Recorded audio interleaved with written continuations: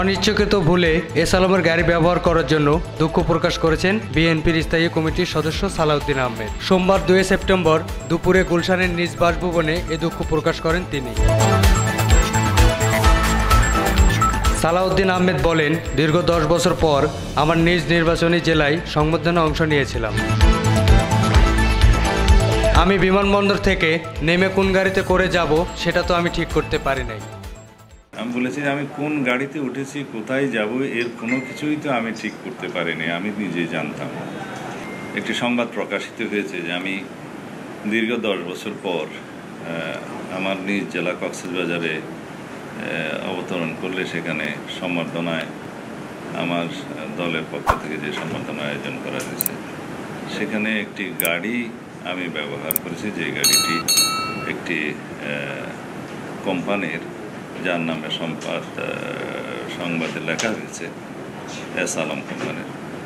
তো এই বিষয়ে আমাকে জানতে চেয়েছিল নিউজ করার আগে প্রথম আলোরই চট্টগ্রাম ব্যুরোর সাংবাদিক। তা আমি আননোন টেলিফোন, তারপরেও আমি হঠাৎ করে ধরে আমি বলেছি যে আমি কোন গাড়িতে উঠেছি, কোথায় যাব, এর কোনো কিছুই তো আমি ঠিক করতে পারিনি, আমি নিজেই জানতাম। এগুলো জেলা বিএনপির নেতৃবৃন্দ যারা সম্বর্ধনার আয়োজন করেছে তারাই জানত। এখন দীর্ঘ 10 বছর পর আমার নিজ জেলায় যাওয়ার সুযোগ হয়। দলের নেতা কর্মীগণ আমাকে সম্বর্ধনা দিয়ে যে আয়োজন করেছে বিমানবন্দরে এবং কক্সবাজার থেকে আমার নির্বাচনী এলাকা চকরিয়া পেকুয়া মহাসড়কের বিভিন্ন স্থানে, তাতে লোকে লোকারণ্য হয়ে যায়।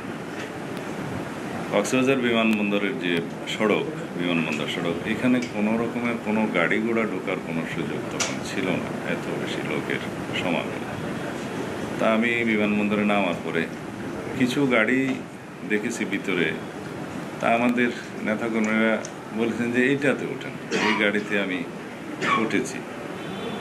তা এখন সেই গাড়িটি কার, সেই মুহূর্তে আমি তো ওই চিন্তা ভাবনার মধ্যে ছিলাম না, আমি তখন অনেকটা আবেগাপ্লুত ছিলাম।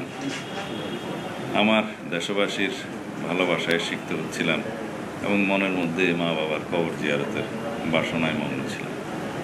তখন আমার মনের অবস্থা ছিল না যে আমি কোন গাড়িতে, কার গাড়িতে উঠছি ইত্যাদি খোঁজ নেওয়ার। এই সংবাদ প্রকাশ হওয়ার পরে আমি খোঁজ নেওয়ার চেষ্টা করলাম এবং জানতে পারলাম এই গাড়িটা আমার এলাকার এক ছোট ভাই, যে উক্ত কোম্পানিতে বিভিন্ন জমি জমা দেখাশোনার কাজ করে এবং কোম্পানি থেকে তাকে বিভিন্ন সময় ব্যবহারের জন্য এই গাড়িটি দেয়া হয়। সেও অন্য সকলের মতো আমাকে বরণ করার জন্য এয়ারপোর্টে গেছে, তার গাড়িতে করেই গেছে। কারণ সেও জানতো না যে আমি তার গাড়িতে উঠব, আমিও জানতাম না আমি কার গাড়িতে উঠব। এটা জেলা বিএনপির নেতৃবৃন্দ ঠিক করেছে। তো এই অবস্থায় যে সংবাদটা প্রকাশিত হয়েছে তাতে জনমনে কিছু বিভ্রান্ত সৃষ্টি হওয়া স্বাভাবিক। তারপরেও এই একটি পুরাতন গাড়ি সে আমার ছোট ভাই নিয়ে গেছে, সে খুব আনন্দিত যে আমি তার গাড়িতে ছুটতে পেরেছি। এটা আমার পক্ষ থেকে আমি জানতাম যদি যে এই গাড়ি একটি নির্ধারিত কোম্পানির কথা, তাহলে হয়তো আমি সাবধানতা অবলম্বন করতাম। তারপরেও আমার এই অসাবধানতা এবং অনিচ্ছাকৃত ভুলের জন্য যদি আমি দেশবাসীর মনে কষ্ট দিয়ে থাকি এবং অনুভূতিতে আঘাত দিয়ে থাকি, সেজন্য আমি দুঃখ প্রকাশ করছি।